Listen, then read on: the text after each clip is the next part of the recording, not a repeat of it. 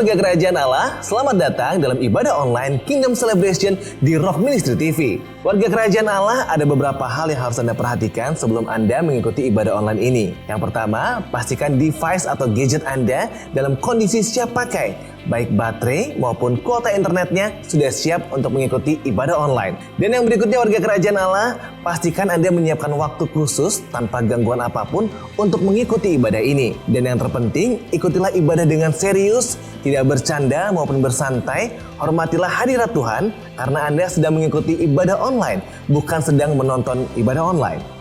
Warga kerajaan Allah, kami percaya setiap pujian dan firman Tuhan yang disampaikan melalui ibadah online ini dapat merubah hidup kita agar dapat menjadi berkat dan berbuah senantiasa. Warga kerajaan Allah, selamat mengikuti ibadah online dengan penuh sukacita. Jesus loves you abundantly.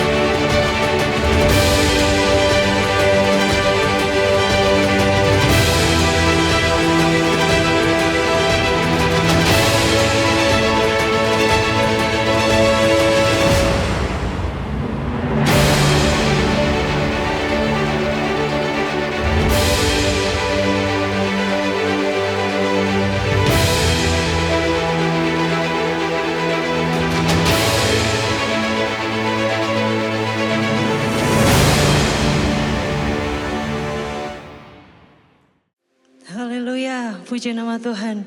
Shalom warga kerajaan. Shalom warga kerajaan. Haleluya. Boleh lambaikan tangan Anda. Berikan salam buat saudara-saudara kita. Boleh bangkit berdiri bersama. Haleluya. Puji nama Tuhan. Oleh anugerah-Mu Tuhan, kami semua di tempat ini merasakan sukacita-Mu, merasakan berkat-Mu. Kami bersama keluarga kami, orang-orang yang kami cintai, datang di hadirat-Mu Tuhan, memuji nama-Mu. Haleluya. Saudara, saya percaya bahwa setiap kita di tempat ini bukan karena kita mau absen ada di dalam gedung ini, amin. Karena kita cinta sama Tuhan. Kita mau menyatakan bahwa kita mengasihi Yesus Kristus Tuhan kita, amin. Berikan tepuk tangan bagi Dia. Yes, Dia yang layak kita puji, Dia yang layak kita tinggikan. Saudara, saya mau melihat di tempat ini, boleh mengangkat tangannya semua. Boleh angkat tangannya semua. Hanya Dia Yesus yang layak ditinggikan. Hanya Dia Yesus yang layak dipuji. Hanya Yesus yang layak terima segala hormat. Haleluya, haleluya. Mari bersama-sama dengan saya kita baca kebenaran firman Tuhan. 1 Korintus 8 ayat yang ke-6. 1, 2, 3. Namun bagi kita hanya ada satu Allah saja, yaitu Bapa, yang daripadanya berasal dari segala sesuatu dan yang untuk Dia kita hidup. Dan satu Tuhan saja, yaitu Yesus Kristus, yang olehnya segala sesuatu telah dijadikan dan yang karena Dia kita hidup. Terpujilah namamu Yesus Tuhan. Hari ini kami ada semua karena anugerah-Mu. Kami datang Tuhan dengan sepenuh hati kami, dengan segala kerinduan kami menghampiri Engkau Yesus. Di tahta-Mu yang kudus kami naikkan syukur kami Tuhan. Engkau yang layak kami puji, Engkau yang layak kami tinggikan Yesus.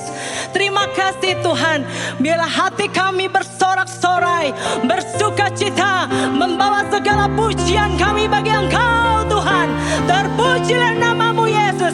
Datanglah kerajaan-Mu, jadilah kehendak-Mu Tuhan di tempat ini seperti di surga. Di dalam nama Yesus kami sudah berdoa, katakan amin, amin. Yesus Tuhan layak dipuji. Mari bersama-sama meninggikan nama Dia. Dia yang layak terima segala hormat pujian. Haleluya.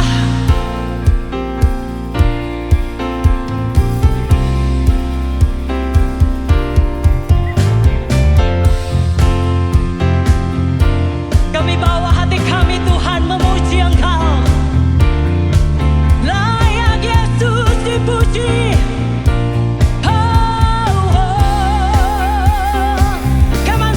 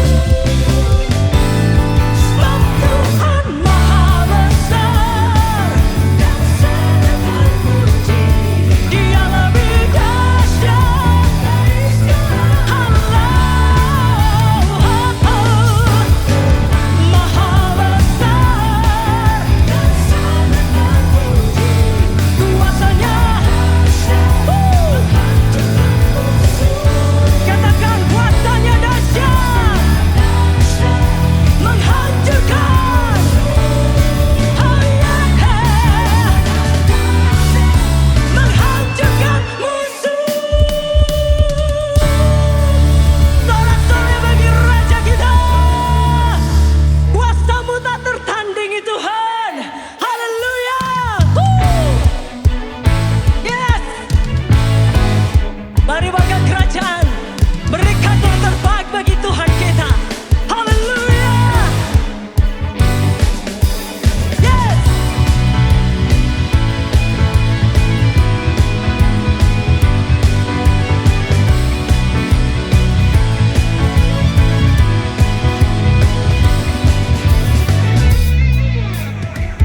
Pada siapa kau bandingkan perbuatannya yang heran? Tak ada. Yes. Kerajaannya yang terbesar tak akan tergoyahkan. Katakan bersama. Semua musuh menggemetar mendengar namamu Tuhan. Sorak. Warga pujian. Haleluya. Sungguh. Tak ada yang setara denganmu. Hanya Yesus Tuhanlah yang terhebat. Kau melebihi dari penguasa di dunia. Kerajaanmu kekal.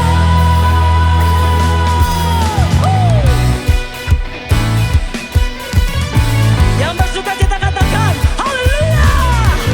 Pada siapa kau bandingkan perbuatannya yang heran? Serukan bersama saya katakan tak ada. Kerajaannya yang terbesar tak akan tergoyahkan. Semua musuh pun gemetar. Yes. Sorak kemenangan. Sungguh tak tertandingi. Tak ada yang setara denganmu. Hanya Yesus Tuhanlah yang terhebat. Jauh melebihi dari penguasa di dunia. Kerajaanmu kekal.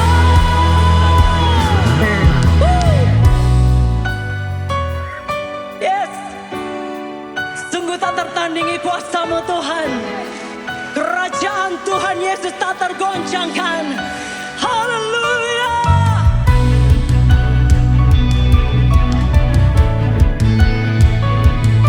Terima kasih Yesus.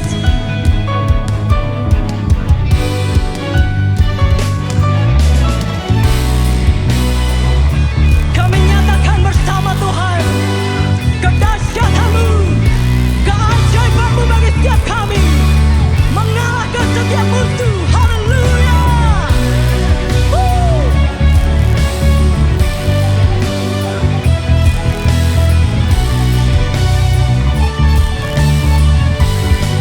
Bersama nyatakan sungguh tak tertandingi.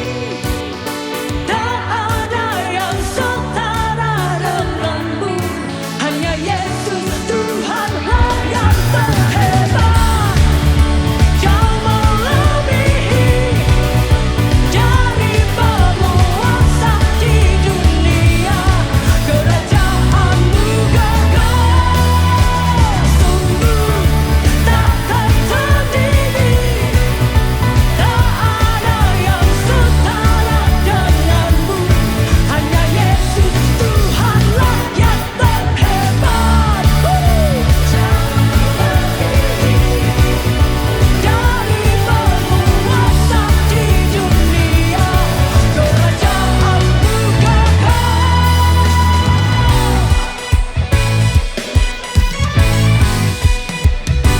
Setiap orang yang bersuka cita katakan haleluya. Haleluya. Praise God. Silakan duduk kembali saudara.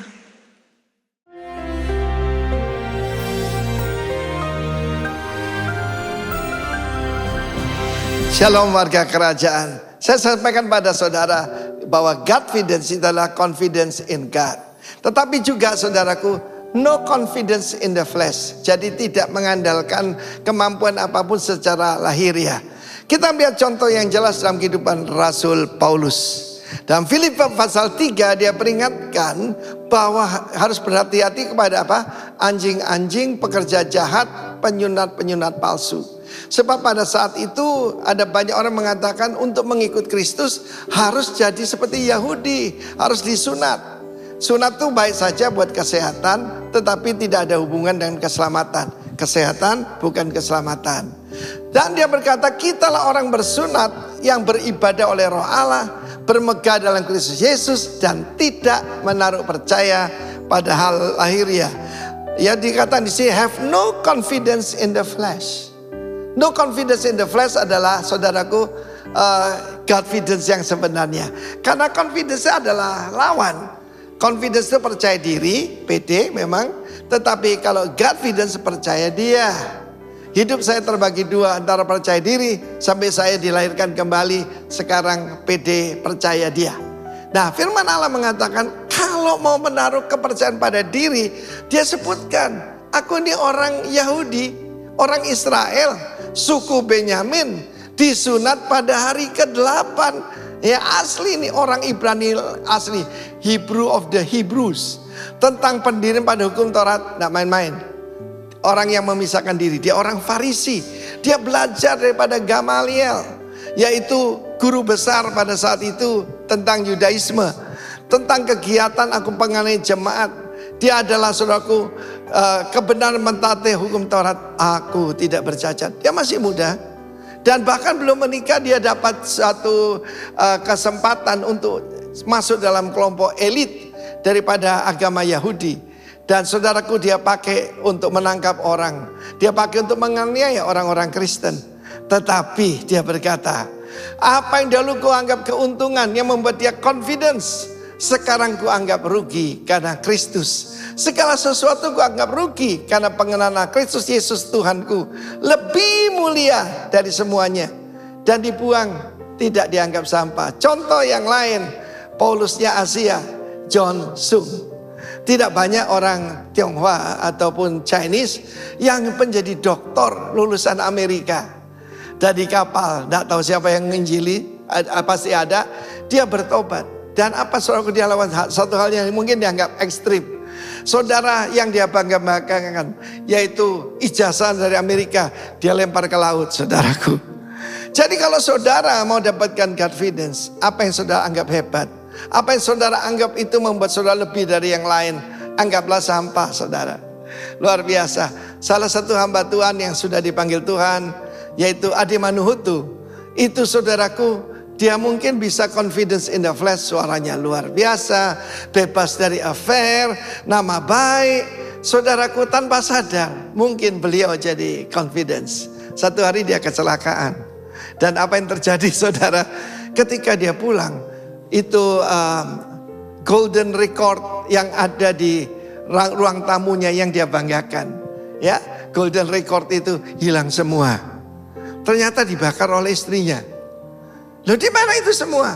Aku membantu kamu supaya kamu rendah hati. Dan saudara yang kasihan Tuhan, mungkin ada golden record dalam hidup saudara. Ada pencapaian-pencapaian yang saudara anggap luar biasa. Mungkin juga dalam diri saya. Semua itu belajar Rasul Paulus, kita anggap sama. Shalom warga kerajaan. Di dalam 2 Korintus 9 ayat 6 mengatakan, camkanlah ini, orang yang menabur sedikit akan menuai sedikit juga. Dan orang yang menabur banyak akan menuai banyak juga. Bagaimanakah pemahaman kita akan firman Tuhan ini? Jika kita membaca ayat ini hanya sekilas, tanpa disertai dengan pengertian yang benar, maka seolah-olah jumlah banyak dan sedikit itu akan menjadi tolok ukur atau standar berkat Tuhan yang akan kita terima. Dan hal ini tentunya akan mempengaruhi motivasi kita di dalam memberikan persembahan. Bisa jadi juga kita mempunyai motivasi yang salah di dalam memberi, karena kita akan berpikir, saya harus memberi banyak, supaya nantinya diberkati banyak juga. Tetapi ayat tersebut tidak dapat diartikan seperti itu. Firman Tuhan yang tadi saya sampaikan, mengajarkan kepada kita, satu sikap yang benar di dalam menabur. Yang dikehendaki Allah adalah siapa yang menabur sisa, ia akan menuai sisa. Tetapi siapa yang menabur dengan kemurahan hati, ia akan beroleh kemurahan juga. Jadi bukan masalah banyak atau sedikitnya taburan yang kita berikan, tetapi Allah melihat sikap hati kita. Apakah kita melakukan dengan kemurahan hati seperti yang Tuhan ajarkan kepada kita. Kemurahan hati akan muncul ketika kita mengalami kemurahan dari Allah. Seperti kita ketahui bersama bahwa Dia adalah pribadi yang begitu murah hati terhadap umat-Nya. Jadi, siapakah di antara kita yang tidak pernah mengalami kemurahan Tuhan? Nafas kehidupan yang kita nikmati saat ini pun merupakan bukti kemurahan Tuhan yang dilimpahkan atas setiap kita. Jadi kalau Allah yang kita sembah adalah Allah yang begitu murah hati terhadap anak-anak-Nya, akankah kita akan tinggal diam?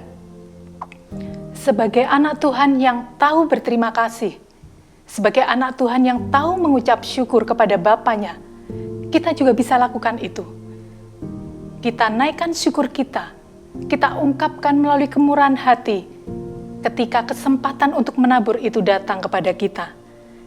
Kita akan lakukan dengan kemurahan hati karena Allah telah bermurah hati kepada setiap kita. Warga kerajaan, berikan yang terbaik untuk Allah kita. Orang yang bermurah hati tidak akan memberikan sisa dari apa yang dia miliki. Tetapi orang yang bermurah hati akan mempersiapkan taburan yang terbaik karena itu merupakan persembahan bagi Allah kita. Mari kita berdoa. Terima kasih Tuhan Yesus yang baik, buat berkat-berkat-Mu, buat kasih setia-Mu, buat kemurahan-Mu dan kebaikan-Mu yang Tuhan sudah nyatakan pada kehidupan kami.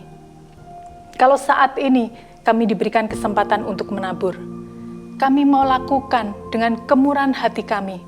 Kami mau berikan yang terbaik, karena Allah sudah memberikan teladan kepada kami. Engkau telah bermurah hati terlebih dahulu kepada setiap kami. Terpujilah nama-Mu, di dalam nama Tuhan Yesus, kami mengucap syukur dan berdoa. Amin. Selamat menabur, Tuhan Yesus memberkati.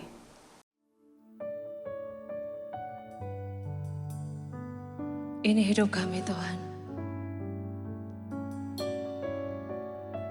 Kami serahkan sepenuhnya dalam tangan-Mu. Bentuk kami Yesus dengan cara-Mu yang ajaib. Haleluya. Inilah seruan kami Tuhan.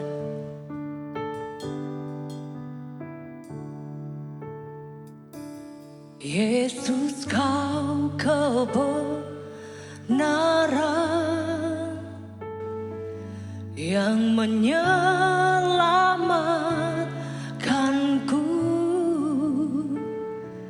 Kau memberikanku hidup dan pengharapan.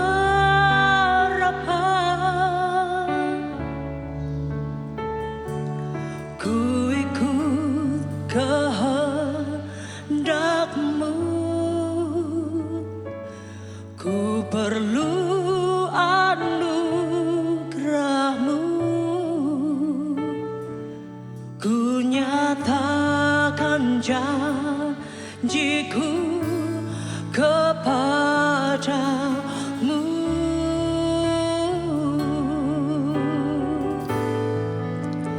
Kalau ku hidup bagimu. Hatiku tetap menyembah-Mu. Dunia tak bisa menjauhkanku dari kasih-Mu.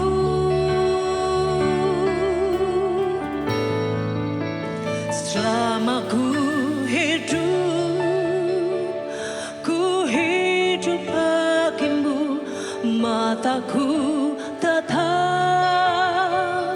tetap memandang-Mu. Dunia tak bisa menjauhkanku dari kasih-Mu. Engkau Yesus, Yesus Kau kebenaran yang menyelamatkanku. Kau memberikanku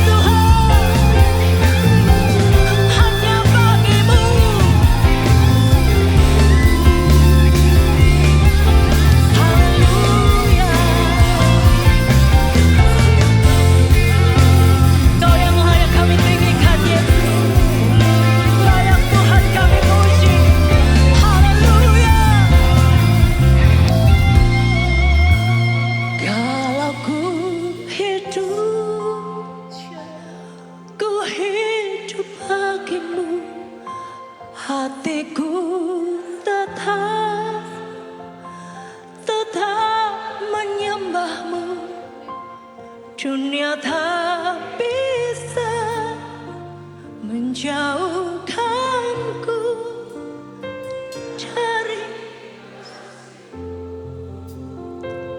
Selama ku hidup Tuhan, selama ku hidup bagimu. Mataku tetap memandangmu. Dunia tak bisa menjauhkanku dari kasih-Mu. Kalau ku hidup Tuhan, ku hidup bagimu. Dunia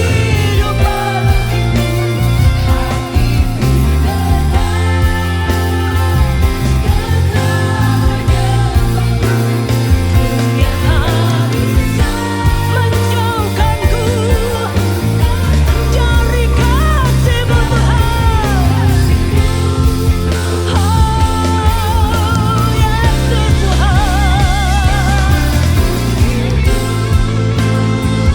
ku hidup bagimu. Mataku tetap memandangmu.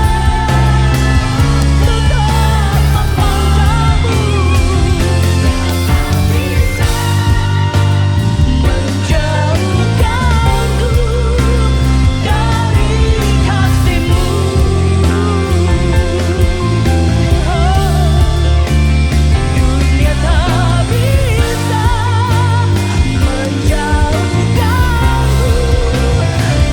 dari kasih-Mu.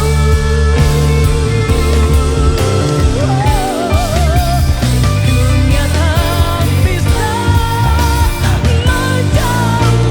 menjauhkanku dari kasih-Mu.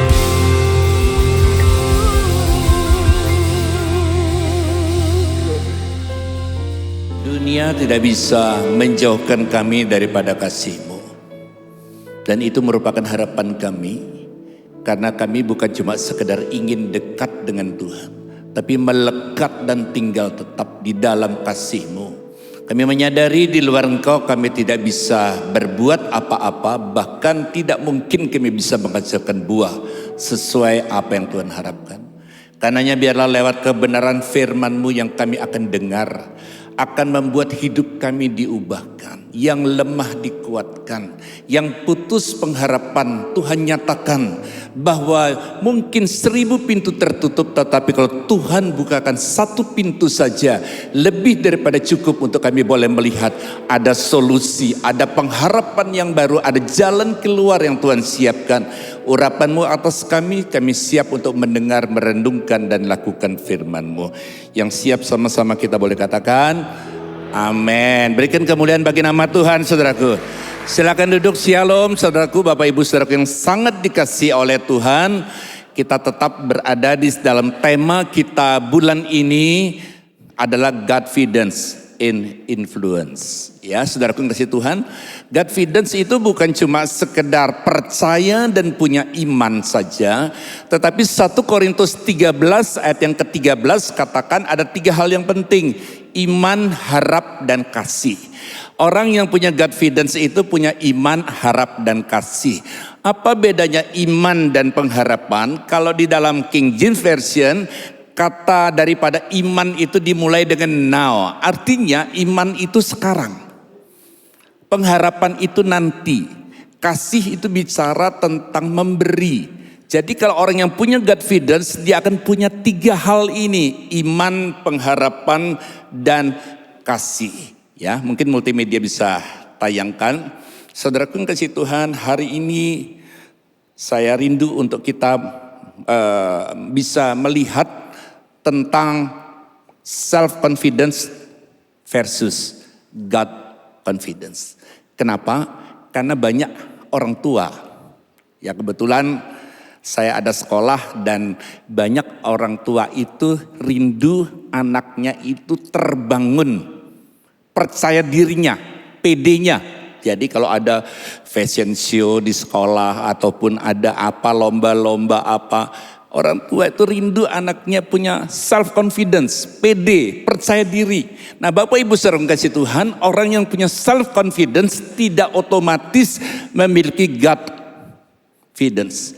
Tetapi orang yang punya God confidence, saya percaya dia akan punya self confidence. Kenapa? Karena dia percaya dirinya disertai oleh Tuhan. Dia percaya masalah boleh besar, tapi dia punya Tuhan yang maha besar. Orang yang punya God confidence, dia tahu tidak ada jalan keluar, tetapi dia tahu di dalam Tuhan selalu ada solusi dan jalan keluar. Karenanya ayat ini yang akan kita renungkan pagi hari ini, yang terambil dari Yeremia 17 ayat yang ke-5. Beginilah firman Tuhan, terkutuklah orang yang mengandalkan manusia, yang mengandalkan kekuatannya sendiri, yang hatinya menjauh daripada Tuhan. Ayat ini ingin menjelaskan tidak cukup kita punya self confidence. Self confidence tanpa God confidence itu berarti kita mengandalkan kekuatan sendiri. Alkitab bilang terkutuklah. Jadi kalau hari ini saudaraku yang kasih Tuhan, sepertinya kerja apa-apa gagal, ya sudah rasanya hampir kita dapatkan, ternyata lolos. Rasanya sudah sepertinya hampir tercapai yang kita harapkan, kemudian rasanya ada saja. Pertanyaannya, apakah kita punya God confidence? Atau jangan-jangan kita rajin, kita tekun? Sebentar lu, saya mau tanya dulu. Apa bedanya tekun dengan keras kepala? Apa bedanya tekun dengan keras kepala? Tekun itu kemauan yang kuat. Keras kepala ketidakmauan yang kuat. Jadi kalau orang sudah keras kepala, terus kalau sudah nggak mau itu pokoknya dijelaskan, diingatkan pokoknya nggak ada kompromi nggak. Keras kepala dan tekun kelihatannya mirip. Nah, saudara pun kasih Tuhan, saya sampaikan kalau saudara di dalam Tuhan, kita nggak bisa keras kepala. Kita nggak bisa pertahankan prinsip mau benernya kita sendiri. Karenanya kita perlu sadar apa yang firman Tuhan katakan. Ayat 6, ia akan seperti semak bulus di padang belantara. Ia tidak akan mengalami datangnya keadaan baik. Keadaan baik saja tidak, saudaraku. Ya, ia akan tinggal di tanah angus, di padang gurun, di negeri padang asin yang tidak berpenduduk. Kenapa tidak berpenduduk? Karena semua meninggalkan. Ya, tidak ada sebuah kehidupan, tidak ada sesuatu yang menjanjikan, tidak ada sesuatu yang memberikan masa depan yang baik. Tetapi ayat yang ke-7, diberkatilah orang yang mengandalkan Tuhan, yang menaruh harapannya pada Tuhan. Orang yang punya God confidence, hidupnya dikatakan diberkati. Ia akan seperti pohon yang ditanam di tepi air, yang merambatkan akarnya ke tepi batang air, yang tidak mengalami datangnya panas terik, yang daunnya tetap hijau, selalu bergairah, selalu semangat, ya, selalu optimis, saudaraku. Yang tidak khawatir dalam tahun kering dan yang tidak berhenti menghasilkan buah. Artinya hidupnya itu memenuhi apa yang Tuhan harapkan. Tuhan mengharapkan buah di dalam kehidupannya. Nah, saudaraku yang kasih Tuhan, saya pasang gambar itu subur atau tandus, berbuah atau tidak, diberkati atau terkutuk, hidup ini adalah pilihan. Nah, seringkali kita berharap hidup kita diberkati oleh Tuhan. Seringkali kita berharap hidup kita sesuai dengan apa yang kita harapkan. Sementara apa yang kita taruh pengharapan kita bukan kepada Tuhan, tetapi kepada diri sendiri. Hari ini saya akan sampaikan 5M. 5M untuk bagaimana kita bisa memiliki God confidence. 5M ini saya berikan sebuah singkatan untuk membuat kita bisa mengerti dan step-stepnya itu apa saja. M yang pertama adalah mengenal. Ya, mengenal. Nah, saudaraku yang sangat dikasihi Tuhan, mengenal. Dan saya percaya saudaraku, ya, Mengenal itu butuh sebuah kedekatan. Saya berasal dari Singaraja, dan kalau saya berkhotbah keluar pulau, keluar kota, orang kalau nyebut Singaraja itu saja susah. Bapak dari Singamangaraja ya? Oh bukan Pak, itu pahlawan. Singaraja. Oh ya, Singaraja itu sebelah mananya Bali. Iya, Singaraja itu ya di Bali itu Pak. Karena orang seringkali identikan Denpasar itu sama dengan Bali. Ya saudaraku, sebelah mana? Lalu kemudian, oh ya saya ingat. Ya di Singaraja itu ada daerah Luvina itu banyak lumba-lumba. Masih Pak? Saya berusaha menjelaskan. Oh ada. Ya ada dua macam. Ada lumba-lumba yang di laut, wild dolphin. Ada yang ditaruh di kolam dan sebagainya. Saya cerita. Ya, jadi gimana Pak kesananya? Naik perahu. Gimana Pak setiap saat bisa? Harus pagi-pagi. Lalu di tengah laut ngapain? Ya macam-macam, ada sambil ngopi, sambil makan roti, pisang goreng, sambil di atas. Saya cerita, Bapak pasti sering ya? Belum pernah. Kenapa saya bisa bercerita begitu meyakinkan? Cuma dari kata orang. Saya belum pernah. Nah seringkali kita mudah cerita tentang Tuhan, tapi kita belum pernah ngalami Tuhan. Perjumpaan dengan Tuhan itu seringkali lewat masalah. Jadi kalau hari ini saudara sedang menghadapi masalah, pakai itu sebagai kesempatan untuk boleh berjumpa dengan Tuhan. Mengerti lewat masalah yang saudara hadapi, apa yang Tuhan ingin bicara, apa yang Tuhan ingin lakukan, apa yang Tuhan ingin sampaikan dalam hidup kita. Nah Bapak Ibu saudara kasih Tuhan, begitu juga yang dialami oleh Ayub. Ayub 42 ayat yang kelima. Kitab Ayub ini 42 pasal. Ini pasal terakhir dari kitab Ayub.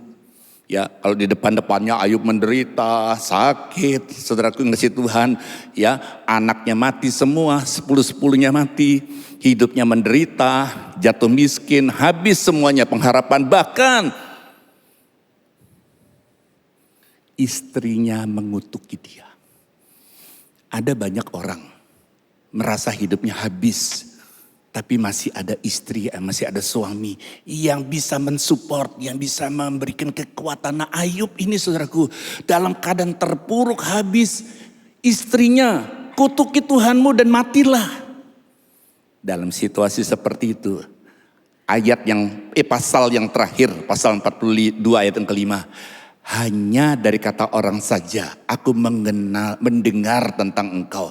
Tetapi sekarang mataku sendiri memandang engkau. Oleh sebab itu aku mencabut perkataanku dengan menyesal. Aku duduk dalam debu dan abu.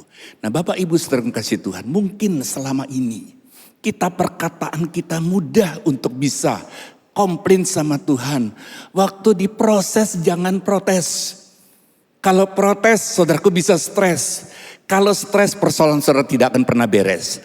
Nah saudaraku kasih Tuhan, jadi waktu Ayub mengalami keadaan itu dia ngomongnya seenaknya. Dia ngatain Tuhan, dia komplain, dia protes.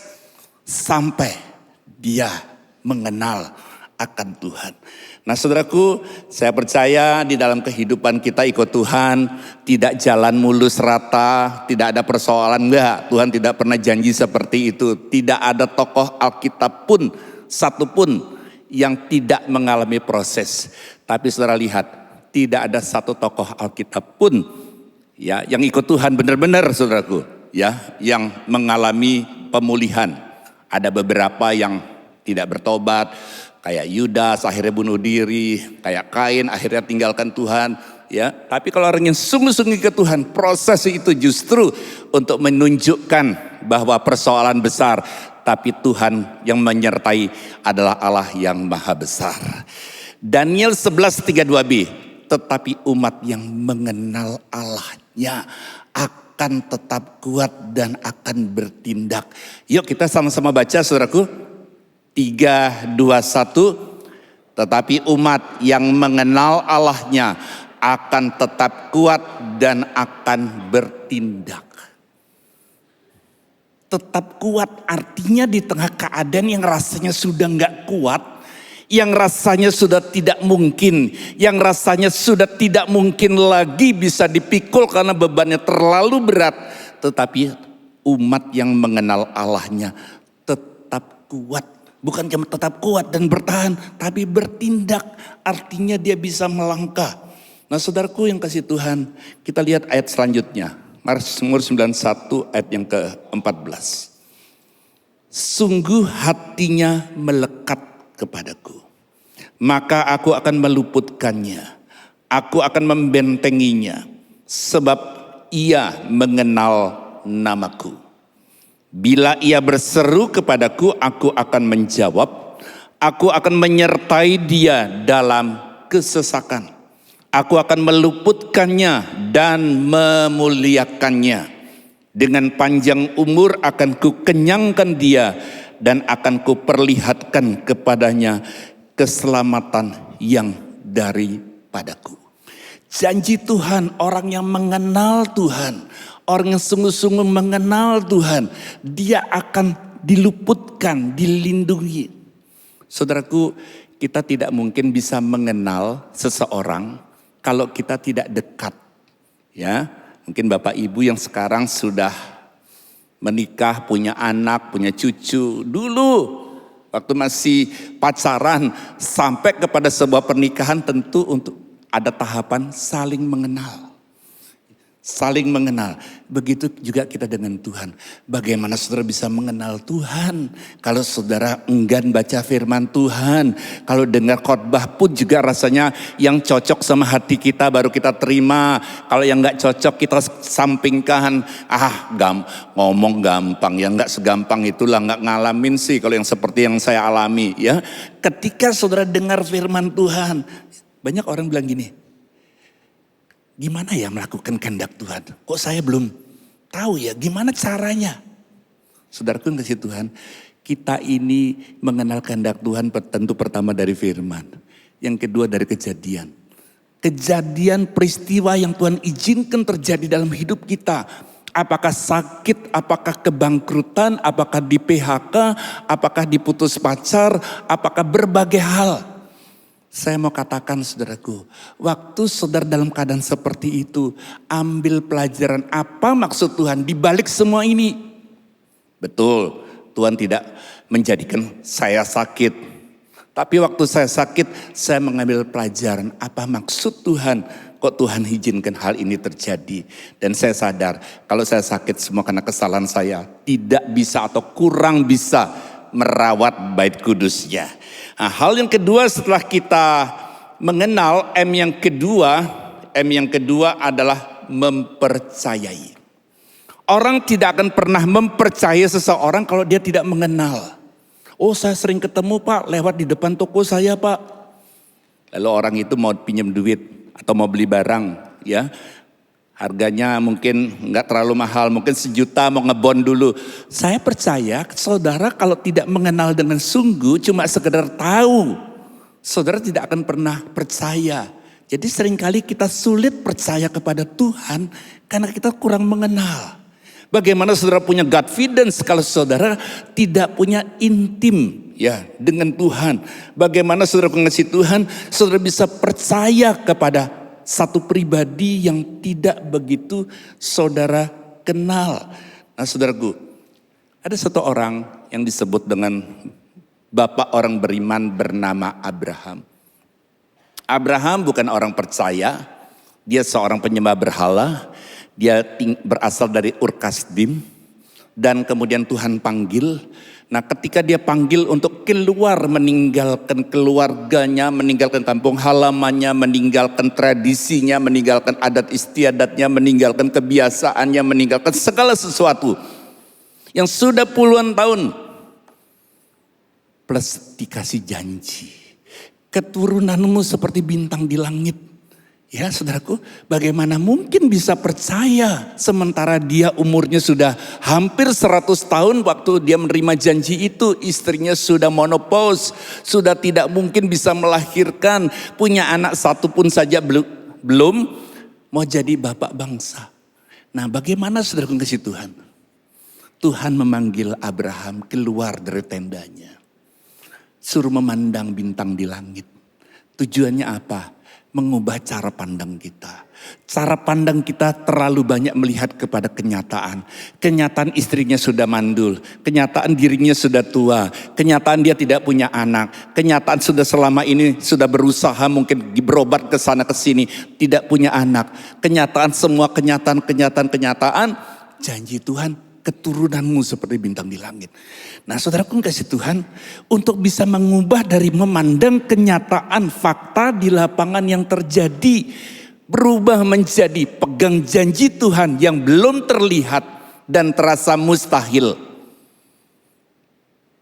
Itu kalau tidak mengenal Tuhan, tidak mungkin Abraham bisa menjadi orang percaya. Jadi hal yang kedua setelah mengenal adalah mempercayai. Sebab sekalipun tidak ada dasar untuk berharap. Mungkin para ahli bilang gak mungkin kamu punya anak lagi. Mungkin para ahli bilang istrimu sudah menopause. Gak mungkin. Sudahlah mimpi itu kuburlah, sudah gak mungkin. Ya. Dari sisi medis sudah gak mungkin, kamu sudah tua, sudah gak mungkin lah. Anak satu aja belum, ini mau jadi bapak bangsa-bangsa. Namun Abraham berharap juga dan percaya bahwa ia menjadi bapak banyak bangsa menurut yang telah difirmankan. Demikianlah banyaknya nanti keturunanmu, imannya tidak menjadi lemah walaupun ia mengetahui bahwa tubuhnya sangat lemah. Karena usianya telah kira-kira 100 tahun bahwa rahim Sarah telah tertutup. Tetapi terhadap janji Allah. Terhadap janji Allah. Bukan terhadap fakta di lapangan, bukan kenyataan yang sedang dilihat dengan mata kepalanya sendiri. Tetapi terhadap janji Allah. Ia tidak bimbang. Karena ketidakpercayaan, malah ia diperkuat dalam imannya dan ia memuliakan Allah. Saudaraku, saya membayangkan nih dalam imajinasi saya, Abraham melihat kenyataan, dia akan berkata, "Hai kenyataan aku gak punya anak, kenyataan istriku mandul, kenyataan aku sudah tua, tapi aku pegang janji Tuhan." Bahwa Tuhan akan memberikan aku sebagai banyak anak seperti bintang di langit dan pasir di tepi pantai. Ayat 21. Dengan penuh keyakinan bahwa Allah berkuasa untuk melakukan apa yang telah ia janjikan. Nah saudaraku, percaya ini tidak mungkin mendadak tiba-tiba ujuk-ujuk menjadi percaya. Ya, harus dimulai dengan mengenal. Jadi kalau saudara dengar firman, saudara mengalami keadaan sehari-hari diberkati ataupun mengalami keadaan sulit, saudara belajar untuk mengenal. Waktu diberkati saudara bertanya, maksud Tuhan apa? Kok tiba-tiba saya dapat berkat yang besar? Waktu saudara mengalami keadaan kesesakan, saudara bertanya, lewat kesesakan ini apa maksud Tuhan?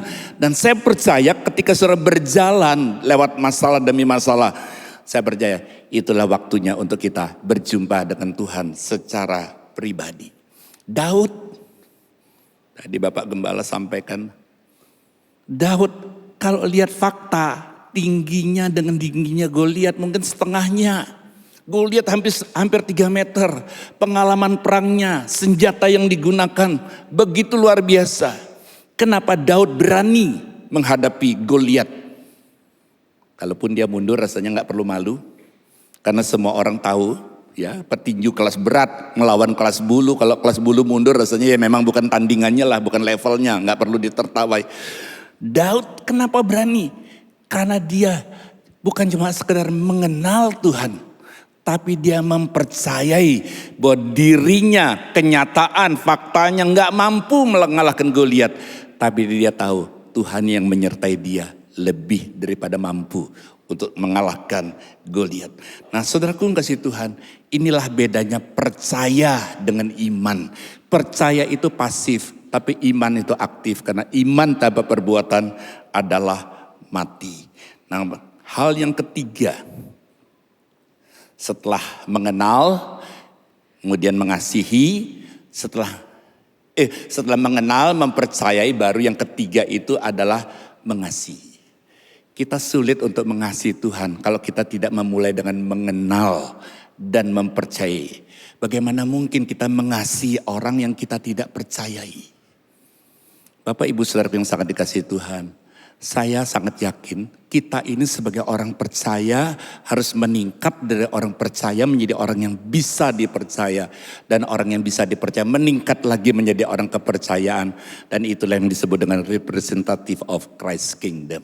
Saudaralah orang-orang yang dipercayai, mengasihi Tuhan. Nah saudaraku yang kasih Tuhan, saya percaya ketika kita mengasihi Tuhan, tidak ada hal lain. Tidak ada hal lain. Orang yang mengasihi itu orientasinya memberi. Jadi kalau saudara ikut Tuhan, orientasinya supaya diberkati. Saudara mengembalikan persembahan, saudara lakukan pelayanan supaya diberkati. Ya saudaraku, nanti saudara akan lebih mengutamakan berkat daripada sang pemberi berkat. Tapi waktu saudara mengasihi Tuhan, ya, orang yang melayani belum tentu mengasihi Tuhan, tapi orang yang mengasihi Tuhan pasti dia mau untuk melayani Tuhan. Nah pastikan setiap saudara adalah orang-orang yang mengasihi Tuhan. Orang yang mengasihi itu tidak pernah melihat masalah itu sebagai sebuah beban. Saya dipercayakan Tuhan memelihara beberapa anak, juga Bu Kristi. Saudaraku yang kasih Tuhan, di anak-anak sekarang sudah remaja, dulu waktu masih baru lahir, masih baby, merepotkan. Saya dulu tidak suka anak kecil. Lalu istri saya mulai urus anak kecil, saya sampai sempat pindah ke kamar lain karena merasa terganggu tidur saya dengan anak kecil itu menangis. Gak kenal waktu, tengah malam, mimi susu, pipis dan sebagainya. Ya, sampai saya bertanya, saya sudah punya anak, ngapain ngurusin anak orang? Ya, saya sudah cukup, ngapain ngurus anak orang? Sampai saya sadar, kadang-kadang hal yang kita tidak sukai Tuhan izinkan. Hal yang saudara tidak harapkan Tuhan izinkan. Untuk belajar apa? Belajar mengasihi. Satu hari saya di kantor, saya duduk di kantor, lalu anak-anak ini sudah mulai belajar jalan, pakai baby walker jalan. Saya dari tidak suka kepada anak kecil. Kok saya mulai ambil anak itu. Saya keluarkan dari baby walker, saya taruh di meja kerja saya. Dan saya memulai memandangi dan Roh Kudus ingatkan saya. Anak ini tidak berharap untuk lahir. Tetapi karena orang tua yang ya sebetulnya bukan bilang orang tua ya, karena mereka kan hasil daripada lahir di luar nikah saudaraku. Dan saya mulai belajar dan dari situlah mulai kasih Bapa itu memenuhi hidup saya. Jadi hari ini saudara jangan bilang saya gak suka ini, saya gak suka itu. Kalau saudara mau dipakai Tuhan lebih sungguh lagi, biarkan hatimu yang dijamah oleh Tuhan. Karena Tuhan sanggup mengubah dari tidak suka menjadi suka sesuai dengan rencana Tuhan. Dan itu artinya saudara siap untuk dipakai Tuhan secara dahsyat dan luar biasa. Ya, saya mulai heran. Kok saya orang yang gak suka anak kecil, kok bisa kalau pergi kemana kangen sama anak itu. Kalau pergi kemana pulang dari pergi saya cari anak itu. Kok saya bisa berubah ya? Kadang-kadang kita heran dengan perubahan pada diri kita sendiri. Tapi saya sangat yakin dan percaya. Artinya manusia itu tidak ada yang tidak bisa berubah. Jangan cepat-cepat katakan suami saya gak bisa berubah. Istri saya gak bisa berubah. Dari muda memang begitu. Yang tidak bisa berubah dan tidak perlu berubah hanya Tuhan Yesus. Yang mengerti bisa katakan amin. Karena dia tidak berubah dulu, sekarang, sampai selamanya. Setiap kita bisa berubah. Dan saya saudara kasih Tuhan hari-hari ini menikmati dengan anak-anak, saya percaya Bu Kristi juga ya. Karena kita melakukan dengan kasih. Nah orang yang mengasihi tidak merasa direpotkan, tidak merasa ini sebuah beban. Nah begitu juga kita dengan Tuhan. Ada banyak orang, saya ikut Tuhan kok jadi banyak larangan ya. Ini enggak boleh, itu enggak boleh. Ya ini jangan, itu jangan. Saudaraku, Saya mungkin pernah saksikan di depan saudara, saya waktu masih tahun 2022 sampai awal 2023 selama 8 bulan saya sakit dan saya sempat di kemoterapi, saudaraku. Dan waktu di kemo sebagai banyak saudara dengar juga, mual, nggak nafsu makan, dikasih obat nggak mempan tetap mual, ya jangankan makan, dengar ajakan untuk makan saja rasanya sudah menolak. Nah lalu kemudian masa itu berakhir, suka makan, mulai pengen makan, sudah suka makan, istri mulai melarang. Jangan itu terlalu manis, jangan itu kecut, jangan. Waduh, saya merasa ini mestinya bersyukur dong. Tadinya nggak suka makan, sekarang kok dilarang, ya. Mulai sempat saya mulai kesel dengan istri saya yang banyak melarang saya, yang banyak membatasi saya, yang kayaknya tuh nggak bisa lihat saya senang. Saya pengen makan ini sudah lama. Hari ini saya mau katakan, saya sudah lupa rasanya es krim, sudah lupa rasanya coklat, sudah, karena sudah nggak pernah makan, ya. Sampai kapan? Sampai saya mulai mengingat kebaikan istri saya. Dia sekian lama tidur di rumah sakit, tidur di sofa untuk bisa merawat saya karena dia tahu saya ini kalau mau pipis apa nggak mungkin manggil suster, daripada saya jalan memaksakan diri ke toilet sambil bawa tiang infus, jadi dia tungguin saya. Dan waktu saya mengingat hal itu, jadi saya sadar istri saya melarang karena terlalu cinta pada saya. Jadi dari sebel, kesel, jengkel berubah menjadi tambah cinta. Itu hanya karena kita membiarkan pikiran kita diubahkan oleh Tuhan. Yang mengerti katakan amin.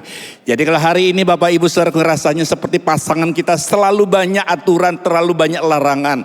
Ya, tetaplah percaya membuat kita bisa makin mengasihi. Kalau Tuhan melarang kita tentu bukan keuntungan kita, tapi bukan keuntungan Tuhan tapi untuk keuntungan kita. Nah sekarang yang keempat adalah mentaati. Kita tidak akan bisa mentaati firman Tuhan, menjadi pelaku firman Tuhan kalau tidak diawali 3M di depannya.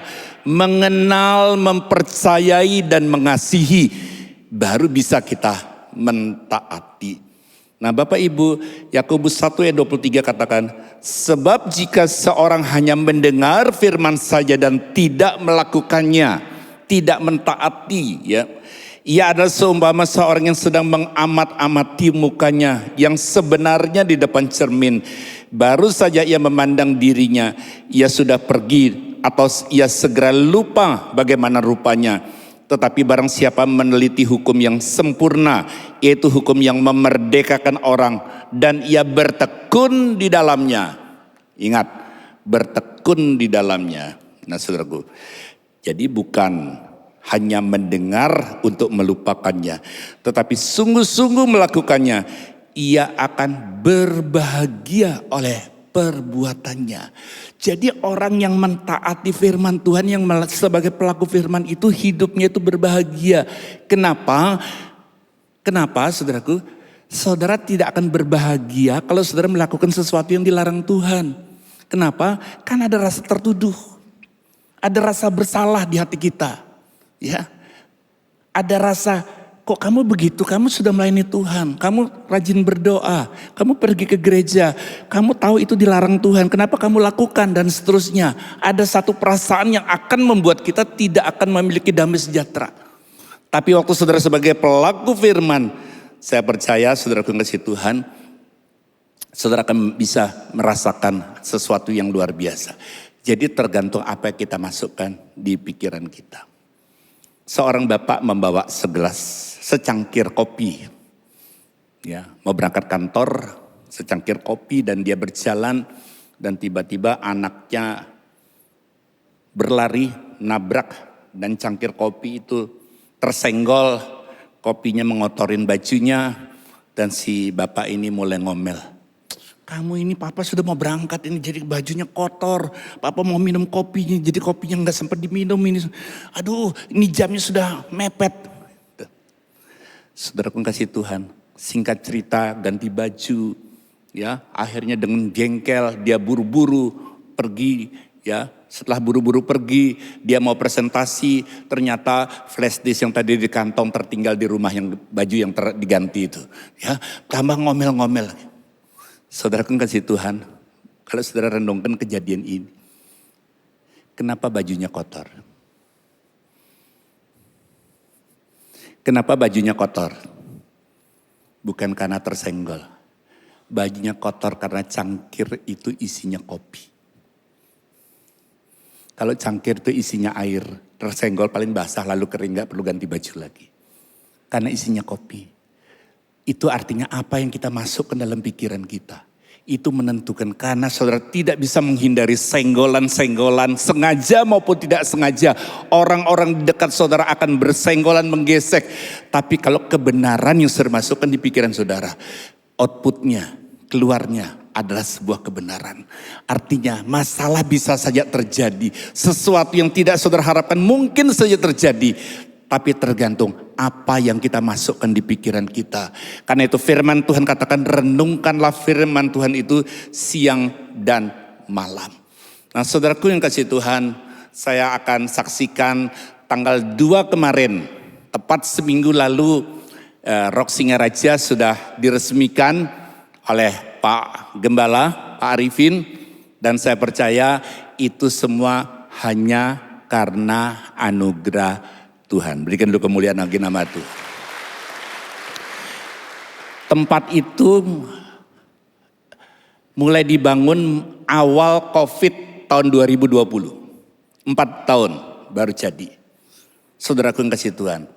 Dan saya tidak punya atau tidak membentuk tim atau panitia penggalian dana.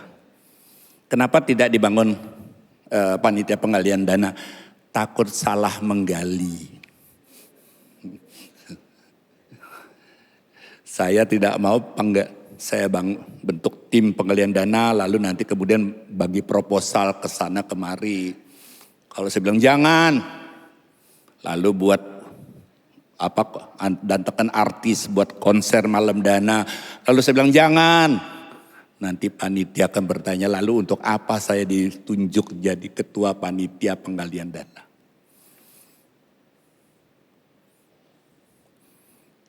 Tayangkan Pak di lembah pujian Pak, siapa tahu ada yang tergerak. Saudara, saya terus terang hanya mengandalkan Tuhan. Kalau kita cuma menghimbau manusia, bantuan manusia itu terbatas. Tapi waktu saya berseru sama Tuhan, Juli ini 2 minggu lagi itu berakhir masa kontrak. Dan minggu kemarin sudah bisa diresmikan. Dan saya sangat melihat bagaimana Tuhan bekerja. Tuhan itu, saudaraku kasih Tuhan, janjinya itu ya dan amin. Tidak terlalu cepat, tidak terlalu lambat, karena dia menjadikan segala sesuatu indah pada waktunya. Dan yang luar biasa, saudaraku kasih Tuhan, ada banyak orang yang tidak begitu saya kenal, cuma tahu namanya saja, bisa menghubungi saya. Pak, gedung kok belum jadi Pak? Ya, saya masih berdoa untuk beberapa hal. Apa yang kurang? Nah, pertanyaan apa yang kurang ini berbahaya. Pertanyaan apa yang kurang bagi orang yang dalam keadaan terjepit itu berbahaya. Saya bisa buatkan daftar yang panjang. Butuh ini Pak, kurang ini Pak, kurang ini Pak, kurang ini Pak, kurang ini Pak, kurang ini. Bisa, karena bukan salah saya, pertanyaan yang tanya kurang apa. Tapi saya tetap mulai belajar, kita belajar tahu diri. Pak, kalau bilang kurang Pak, banyak Pak, tapi saya prioritaskan dulu supaya ada kursi, ada AC, itu saja. Sound system, videotron ini jauh lah. Mau pakai proyektor aja nggak apa-apa, yang penting kursi, AC. Oke, saya yang sumbang. Jadi di gereja itu banyak merek-merek, banyak barang mereknya Sumba. Tahu saudara Sumba? Sumbangan. Nah, artinya saya harus tahu. Nah, setelah nyumbang itu masa saya bilang, Pak enggak sekalian ininya Pak, videotronnya Pak, enggak sekalian. Saya kasih tahu full timer saya. Kalau orang siap nyumbang, jangan tiap kali Itu namanya mental minta-minta. Saudara warga kerajaan, miliki mental kerajaan sorga. Dan percayalah hidup saudara pasti diberkati oleh Tuhan. Ya, cara Tuhan memberkati itu luar biasa. Tuhan bisa pakai orang yang tidak dekat dengan saudara, yang tidak begitu akrab dengan saudara, digerakkan untuk telepon dan tanya perlunya apa. Dan saya sangat yakin dan percaya. Makanya saya selalu percaya dan andalkan Tuhan karena Dia adalah Allah yang sangat terbukti. Ya, saudaraku, dan saya bilang sama jemaat saya, gedung ini sudah jadi, bersyukur meskipun masih banyak yang kurang, masih banyak yang belum lengkap, masih ada ruang sekolah minggu yang masih belum siap dan sebagainya. Saya percaya Tuhan kita tidak pernah kerja setengah-setengah. Kalau yang awal Dia sudah kerjakan, Dia akan menyelesaikan sampai tuntas. Tergantung bagaimana kita menaruh pengharapan kepada Tuhan. Ya, saudaraku, jadi kalau saudara hari ini sedang menantikan jawaban Tuhan atas pergumulan saudara, jangan pernah berhenti berdoa. Tadi Bapak Gembala katakan, batu yang dilempar oleh itu ketapelnya si Daud, ada yang bilang dahi, ada juga bilang lutut. Artinya kehidupan doa saudara seringkali diganggu supaya saudara tidak berdoa lagi. Kenapa? Karena berdoa kok gak ada jawaban. Berdoa gak berdoa kok sama saja. Sudah capek berdoa. Tadinya doa puasa, ngapain doa puasa, lebih baik puasa doa. Saudaraku, pilihan ada di tangan kita. Tapi yang kelima ini, M yang kelima adalah menjadi serupa Kristus. Saudara tidak akan pernah menjadi serupa Kristus kalau tidak lewat M yang pertama, mengenal. Setelah mengenal, saudara mempercayai. Setelah saudara mempercayai, saudara mengasihi. Setelah saudara mengasihi, saudara mentaati. Setelah saudara mentaati akan dibentuk terus menjadi serupa Kristus. Dan saya percaya orang yang serupa Kristus, dia memiliki confidence di dalam kehidupannya. Satu hari ada seorang tante sekitar umur 80 tahun lebih, saudaraku, dia punya toko tekstil dan toko tekstilnya itu berada di deretan ruko. Lalu terjadi kebakaran. 5 ruko di sebelah kanan, 7 ruko di sebelah kiri terbakar. Rukonya tidak terbakar, tapi lantai 2-nya itu terbakar.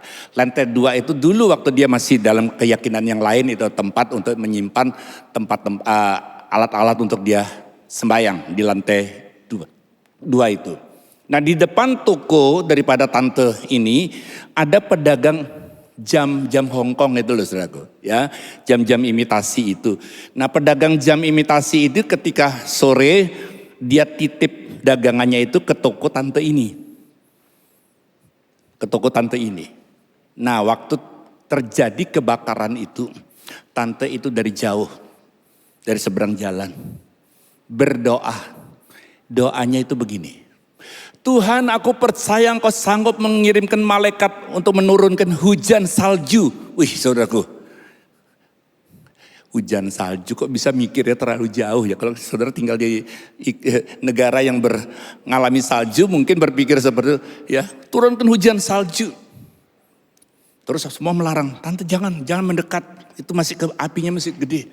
Nah, waktu apinya sudah padam saudaraku, dan pintu folding door-nya sudah dibuka, itu saudara ngasih Tuhan, pertama dipegang folding door-nya kok gak panas ya. Lalu dibuka, tidak ada kain yang terbakar, termasuk tidak ada air daripada branwir pemadam itu yang ada jelaganya lalu kena kepada kain. Tapi yang aneh, jam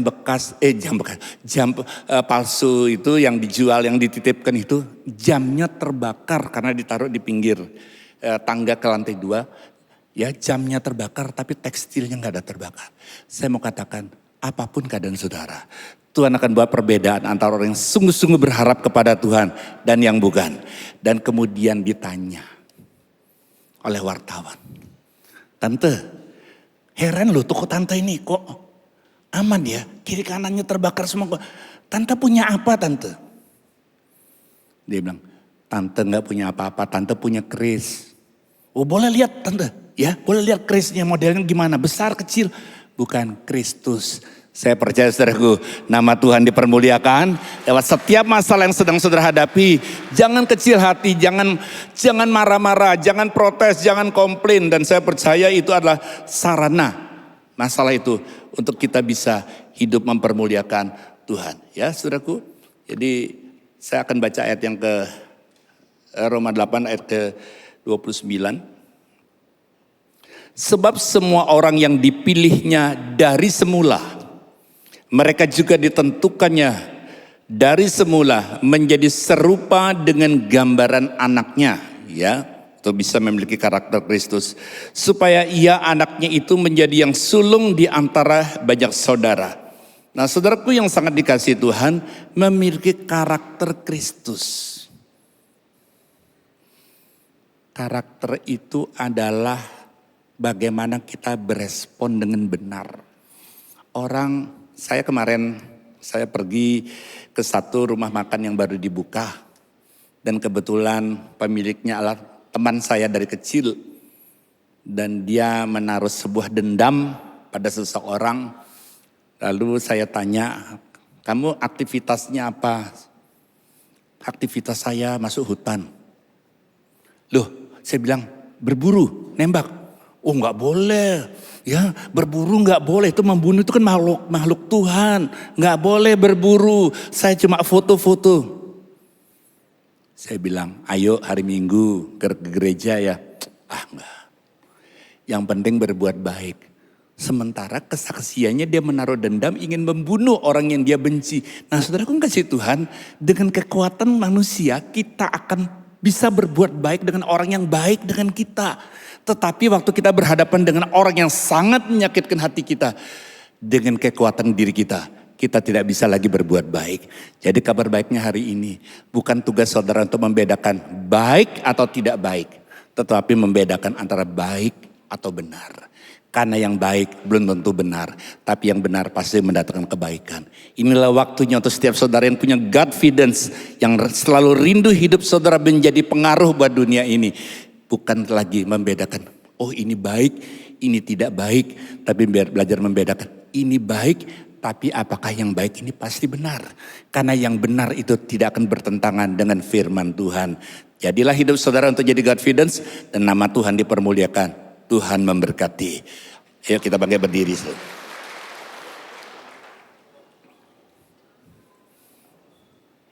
Jadi sekali lagi saya ingatkan, saudara tidak akan mungkin bisa memiliki Godfidence kalau saudara tidak mengenal Tuhan lebih dahulu. Setelah mengenal, saudara mempercayai. Setelah mempercayai, saudara mengasihi. Setelah mengasihi, saudara mentaati. Dan yang kelima adalah menjadi serupa dengan Kristus. Kita angkat pujian ini karena Yesuslah kebenaran di dalam kehidupan saudara dan saya. Yesus, kau kebenaran yang menyelamatkanku. Kau memberikanku hidup dan pengharapan.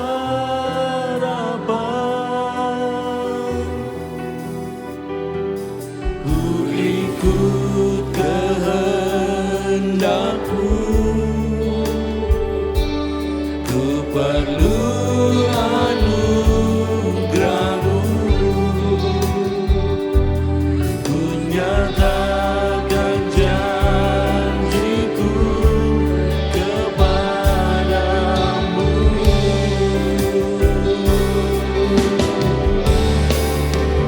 Kalau ku hidup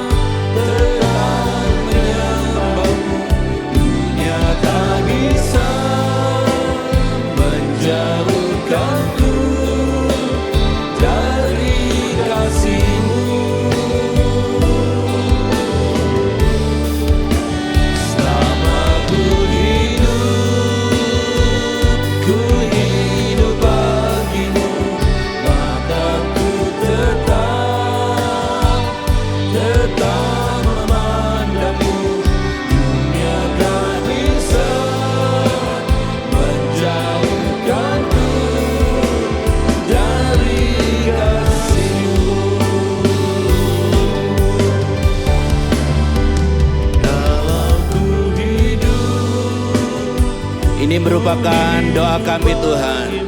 Kalau kami diizinkan masih hidup di dunia ini, biarlah hati kami hanya menyembah kepadamu, mata kami hanya memandang kepadamu, karena Engkau satu-satunya sumber pengharapan kami yang bisa diandalkan. Selama ku hidup bagimu, mataku tetap memandangmu. Dunia tak bisa menjauhkanku dari kasih-Mu. Saudaraku, dunia tidak bisa memisahkan kita daripada kasih Tuhan, kecuali kita yang memisahkan diri. Orang yang jauh daripada Tuhan hatinya kosong. Orang yang jauh daripada Tuhan hatinya selalu merasa ada sesuatu kekosongan, ada kesepian, ada sesuatu hal yang membuat hidup ini begitu membosankan. Tetapi orang yang tinggal di dalam Tuhan, hatinya akan dipenuhi dengan damai sejahtera, dengan sukacita yang daripada Tuhan, yang akan membuat hidupnya berdampak buat orang lain. Mari persiapkan perjamuan kudus saudara. Kalau saudara belum mendapatkan atau lupa mengambil perjamuan kudus, saudara bisa mengangkat tangan, nanti para asyir akan mempersiapkan kalau ada. Kalau sudah mendapat roti semua, mari kita angkat di hadapan Tuhan. Pada malam sebelum Yesus disalibkan, dia mengambil roti, setelah mengucap syukur atasnya, dia katakan, inilah tubuhku yang dipecahkan dan dibagikan bagi kamu semua. Lakukanlah ini senantiasa sebagai peringatan akan daku. Apakah saudara percaya bahwa roti yang saudara angkat tinggi ini merupakan persekutuan kita dengan tubuh Kristus? Mari kita makan dalam nama Yesus.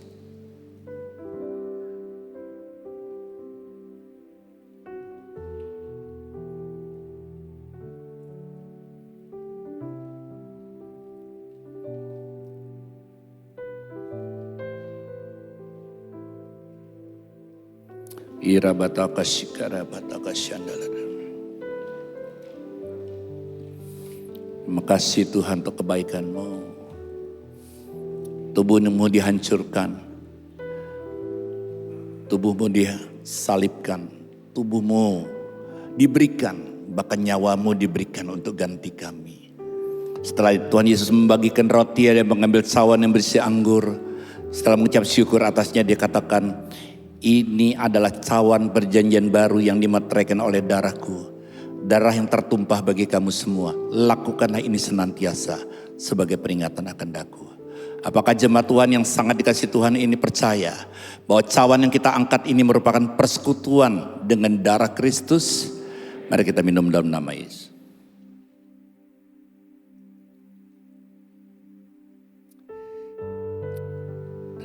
Terima kasih Tuhan. Engkau baik, kasih-Mu tak berkesudahan, rahmat-Mu selalu baru. Dan biarlah apa yang Tuhan sudah kerjakan dalam hidup kami, membuat kami punya komitmen untuk kami tetap setia kepadamu sampai garis akhir. Karena Tuhan sudah setia menyerahkan nyawa-Mu di atas kayu salib untuk ganti dosa dan pelanggaran kami. Terima kasih Bapa di sorga untuk segala kebaikan-Mu. Dan kami tetap hidup di dalam kebenaran dan rencana-Mu saja. Rumah tangga daripada jemaat-Mu yang sedang dalam masalah, Tuhan sumber pemulihan. Bisnis pekerjaan daripada jemaat Tuhan yang sedang berada di dalam masalah, Tuhan sumber jalan keluar. Berikan hikmat kepada setiap pengusaha, sehingga mereka bukan cuma sekedar bisa bekerja, tetapi mengelola dengan hikmat yang daripada Tuhan. Dan mengerti prioritas dalam hidupnya, sehingga lewat apa yang dikerjakan, Tuhan membuatnya menjadi berhasil dalam nama Yesus. Yang percaya katakan sama-sama, amin. Tuhan memberkati. Silakan duduk saudara. Mari jemaat yang sangat dikasihi Tuhan, angkat kedua tangan kita di hadapan Tuhan. Buka hati saudara, percaya dengan sungguh Tuhan selalu menyertai hidup saudara. Dia tidak akan pernah membiarkan saudara bergumul sendiri, tetaplah mendekat dan melekat dan tinggal di dalam Dia. Dan terimalah segala damai sejahtera, sukacita, hikmat yang daripada Tuhan, yang membuat saudara akan menjadi pribadi yang berhasil di dalam Kristus. Dalam nama Bapa, Putra dan Roh Kudus, dalam nama Yesus Kristus Tuhan. Yang percaya hidupmu sudah diberkati dan rindu jadi berkat untuk kota ini, katakan amin. Selamat hari Minggu, Tuhan memberkati.